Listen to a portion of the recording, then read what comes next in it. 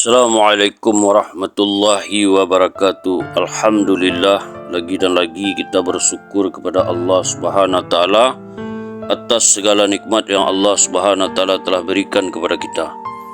Tidak lupa juga kita berselawat kepada Nabi kita, Nabi Muhammad sallallahu alaihi wasallam. Allahumma salli ala Sayyidina Muhammad wa ala ali Sayyidina Muhammad. Hari ini kita akan menceritakan kisah tentang Rasulullah sallallahu alaihi wasallam dan para sahabatnya. Sebelum kita menceritakan kisah ini, jangan lupa di subscribe, like, komen dan share konten ini. Kisah tentang perintah Rasulullah sallallahu alaihi wasallam untuk memuliakan kedua orang tua. Sabda Rasulullah SAW kepada seorang lelaki yang bersyukur kepada ibunya, dikeluarkan oleh At-Tabrani dalam Asy-Syakir. Dari Buraidah katanya, seorang lelaki datang menemui Rasulullah sallallahu alaihi wasallam dan berkata, "Ya Rasulullah, sesungguhnya aku telah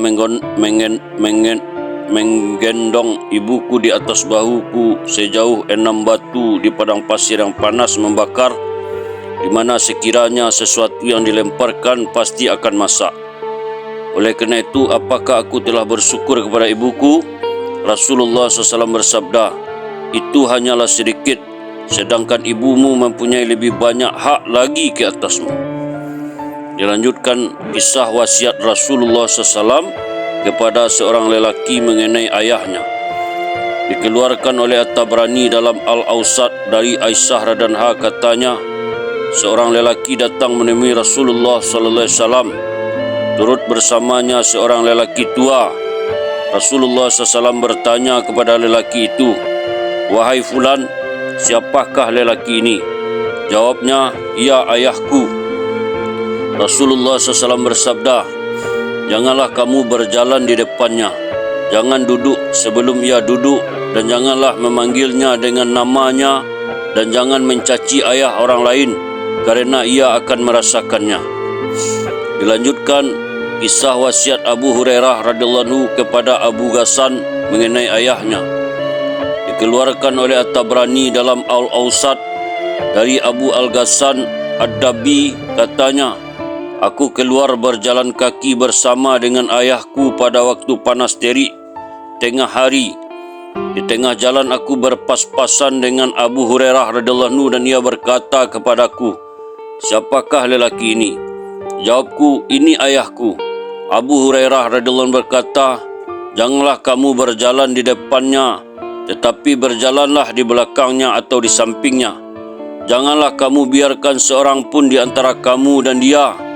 Janganlah memanjat atap rumah ayahmu, sedangkan ayahmu berada di bawahnya. Dan janganlah kamu menghisap tulang yang telah dilihat oleh ayahmu, kerana ia mungkin telah melihatnya dan ingin menjamahnya." Dilanjutkan perintah Rasulullah SAW supaya mendahulukan berkhidmat kepada kedua orang tua daripada berjihad. Dikeluarkan oleh Al-Bukhari, Muslim, At-Tirmizi, Ibnu Majah dan Abu Daud dari Abdullah bin Amr bin Al-As radhiyallahu anhu katanya, seorang lelaki datang menemui Rasulullah SAW dan meminta izin untuknya pergi berjihad. Rasulullah SAW bertanya, "Apakah ayah dan ibumu masih hidup atau sudah meninggal dunia?" Lelaki itu menjawab bahwa keduanya masih hidup. Maka Rasulullah SAW bersabda kepadanya supaya berkhidmat kepada keduanya, karena itu pun merupakan jihad. Dalam riwayat Muslim katanya, seorang pemuda datang menemui Rasulullah SAW dan berkata kepadanya, "Aku membaiatmu atas hijrah dan hijrah untuk memperoleh ganjaran dari Allah." Rasulullah SAW bertanya kepada lelaki itu, "Apakah salah seorang darinya dari ayah dan ibumu masih hidup?" Pemuda itu menjawab, "Bahkan keduanya masih hidup." Karena jawapan pemuda itu, Rasulullah SAW bersabda, "Apakah kamu mau mencari ganjaran dari Allah?" Jawab pemuda itu. Rasulullah SAW bersabda, "Hendaklah kamu kembali kepada ayah dan ibumu dan bergaulah dengan baik dengan mereka dengan berkhidmat kepadanya." Dalam riwayat Abu Daud pula, pemuda itu berkata kepada Rasulullah SAW, "Saya datang untuk berbaiat kepada engkau dan hijrah dan saya telah meninggalkan kedua orang tua saya, sedangkan keduanya menangis. Rasulullah SAW bersabda, "Pulanglah kamu kepada kedua orang tuamu dan buatlah mereka tertawa sebagaimana kamu telah membuat menangis." Dalam riwayat Abu Daud juga dari hadis Abu Sa'id radhiyallahu anhu bahawa seorang lelaki dari penduduk Yaman telah hijrah kepada Rasulullah SAW dan baginda bertanya kepadanya, "Apakah kamu mempunyai seseorang di Yaman yang kamu tinggalkan?" Lelaki itu menjawab, "Kedua orang tuaku." Rasulullah SAW bertanya lagi, "Apakah keduanya telah mengizinkanmu untuk berhijrah?" "Tidak," jawab lelaki itu. Rasulullah SAW bersabda, "Jika demikian, kembalilah kamu kepada kedua orang tuamu dan mintalah izin dari mereka. Sekiranya mereka mengizinkan kamu, maka pergilah untuk berjihad. Jika tidak, tinggallah bersama mereka dan berkhidmatlah untuk mereka." Dalam riwayat Abu Ya'la dan Abu Tabrani dengan isnad yang jayyid dari Anas radhiyallahu anhu katanya, seorang lelaki datang menemui Rasulullah SAW dan berkata kepada beliau, "Saya sangat bersemangat untuk berjihad, tetapi saya tidak mampu melakukannya." Rasulullah SAW bertanya, "Apakah salah seorang dari ayah dan ibumu masih hidup?" Lelaki itu menjawab, "Ibuku masih hidup." Rasulullah SAW bersabda, "Berkhidmatlah untuk ibumu semata-mata karena Allah. Jika kamu melakukannya, maka kamu memperoleh ganjaran mengerjakan haji, umrah dan jihad." Dilanjutkan, kisah Rasulullah SAW tidak mengizinkan Abu Hurairah radhiyallahu anhu pergi dalam Ghuzwah Khaybar supaya ia berkhidmat kepada ibunya. Dikeluarkan oleh At-Tabrani dari Abu Umamah radhiyallahu anhu katanya, Rasulullah SAW bersabda, "Bersiap-siaplah kalian untuk menemui penduduk kampung ini yang zalim, kerana sesungguhnya Allah akan memberikan kemenangan kepada kalian melawan mereka dengan kehendak Allah, yaitu pembukaan Khaybar. Janganlah kalian pergi bersama denganku bersama dengan unta yang tidak disiapkan pelananya atau yang dituntun dan tunggangan yang lemah." Maka Abu Hurairah radhiyallahu anhu kembali menemui ibunya dan berkata kepadanya, "Buatlah persiapan untukku kerana sesungguhnya Rasulullah SAW telah memerintahkan supaya bersiap-siap untuk berangkat bersama Ghuzwah." Ibunya pun berkata, "Apakah kamu pergi dalam keadaan kamu mengetahui bahawa kamu hanya akan pergi menemui Muhammad SAW bersamaku?" Abu Hurairah radhiyallahu anhu berkata, "Aku tidak pernah melambat-lambatkan kepergianku bersama Rasulullah SAW." Ibu Abu Hurairah pun mengeluarkan buah dadanya sambil berkata,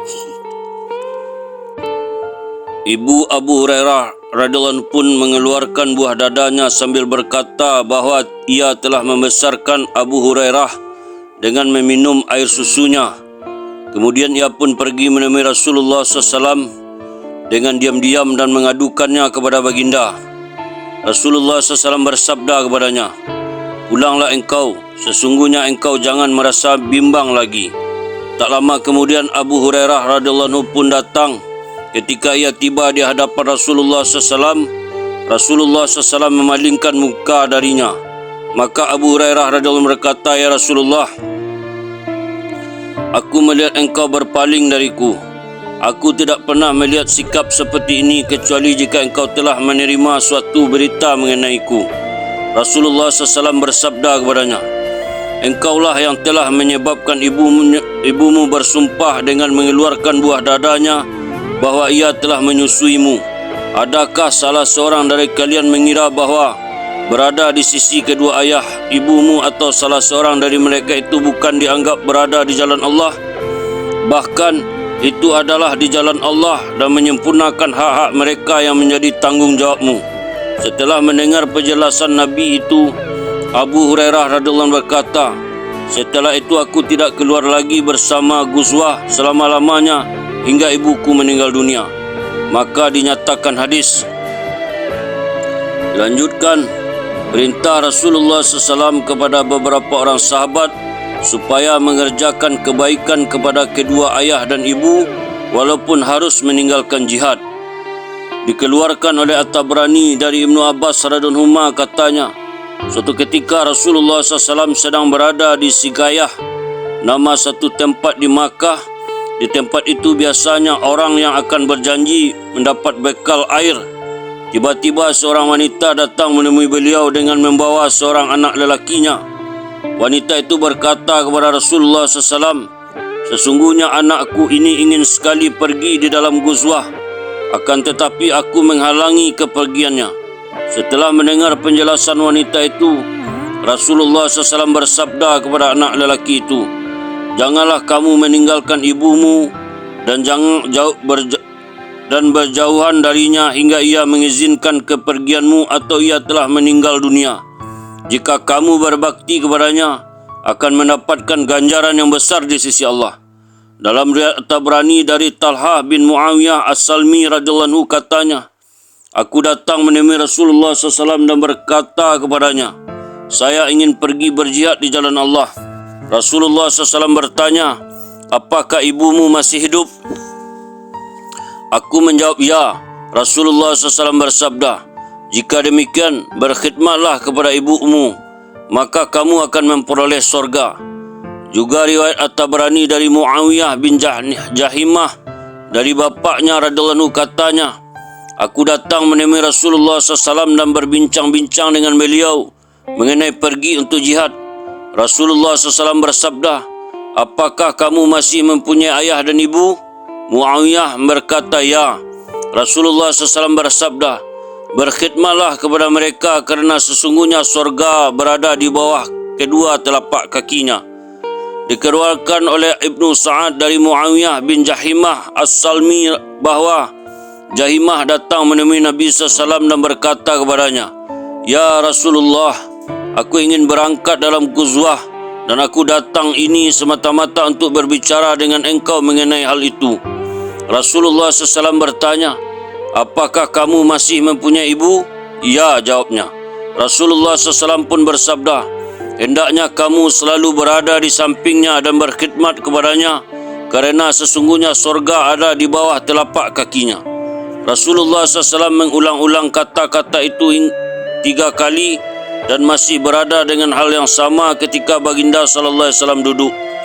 Dikeluarkan oleh Abu Ya'la dari Nuaim, seorang hamba milik Ummu Salmah radhiyallahu anha katanya, Ibnu Umar telah berangkat mengerjakan haji.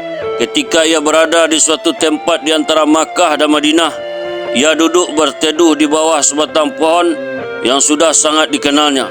Lalu ia berkata, 'Pada satu ketika aku melihat Rasulullah SAW duduk di bawah pohon ini. Pada waktu itu seorang lelaki datang dari kawasan berpasir untuk menemui beliau SAW. Ketika lelaki itu berdiri di hadapan Rasulullah SAW, ia berkata, 'Ya Rasulullah, aku datang kepada engkau untuk berjihad bersama-sama dengan engkau di jalan Allah, semata-mata untuk memperoleh keridaan Allah dan kehidupan akhirat.' Rasulullah SAW bertanya kepada lelaki itu, 'Apakah kedua orang tuamu masih hidup?' 'Ya,' jawab lelaki itu. Rasulullah SAW pun bersabda, 'Pulanglah kamu kepadanya dan berkhidmatlah untuknya.' Lalu lelaki itu pulang ke arah di mana ia datang. Dilanjutkan kisah yang terjadi antara Ali dan kedua anaknya ketika Umar meminang anak perempuannya. Dikeluarkan oleh Al-Baihaqi dari Hasan bin Hasan dari ayahnya bahawa Umar bin Al-Khattab radhiyallahu anhu telah meminang Ummu Kulsum. Umar radhiyallahu anhu berkata kepadanya, 'Aku mendengar Rasulullah SAW bersabda, setiap keturunan dan anak cucu akan berpisah pada hari kiamat kecuali keturunan dan anak cucuku. Maka aku menginginkan agar mempunyai hubungan keluarga dengan Rasulullah SAW.' Ali radhiyallahu anhu berkata kepada Hasan dan Husain, 'Nikahkanlah paman kalian itu.' Hasan dan Husain berkata, 'Ia Ummu Kulsum adalah seperti wanita lain juga. Biarlah ia sendiri yang memilih yang baik untuk dirinya.' Ali pun berdiri dengan marah, lalu Hasan memegang ujung pakaiannya dan berkata, 'Aku tidak sanggup untuk berpisah denganmu.' Maka keduanya pun menikahkan Ummu Kulsum dengan Umar bin Al-Khattab radhiyallahu anhu. Dilanjutkan kisah Usamah memberi ubud batang kurma kepada ibunya sebagai makanan. Dikeluarkan oleh Ibnu Sa'ad dari Muhammad bin Sirin katanya, harga pohon kurma telah naik pada zaman Utsman bin Affan radhiyallahu anhu hingga mencapai 1000 dirham. Pada suatu ketika Usama menebang sebatang pohon kurma dan mengeluarkan ubudnya untuk memberi makan ibunya. Orang-orang bertanya kepada Usama, "Apakah yang menyebabkan kamu menebang pohon kurma ini, sedangkan kamu mengetahui bahawa harga sebatang pohon kurma itu telah mencapai 1000 dirham?" Usama berkata, "Sesungguhnya ibuku meminta aku mencari ubud batang kurma. Setiap kali ibuku meminta sesuatu dariku yang aku sanggup mengadakannya, pasti aku akan menunaikan permintaan ibuku itu." Alhamdulillah, itulah kisah tentang perintah Rasulullah SAW untuk memuliakan kedua orang tua. Semoga dengan mendengar kisah ini dapat kita ambil pelajaran dan kita dapat mengamalkan dan dapat kita sampaikan kepada saudara kita, sanak famili kita, kaum kerabat kita dan umat Rasulullah SAW. Kita tutup dengan doa. Subhanallah wa bihamdihi, subhanallah wa bihamdika, asyhadu an la ilaha illa anta, astaghfiruka wa atubu ilaik. Assalamualaikum warahmatullahi wabarakatuh.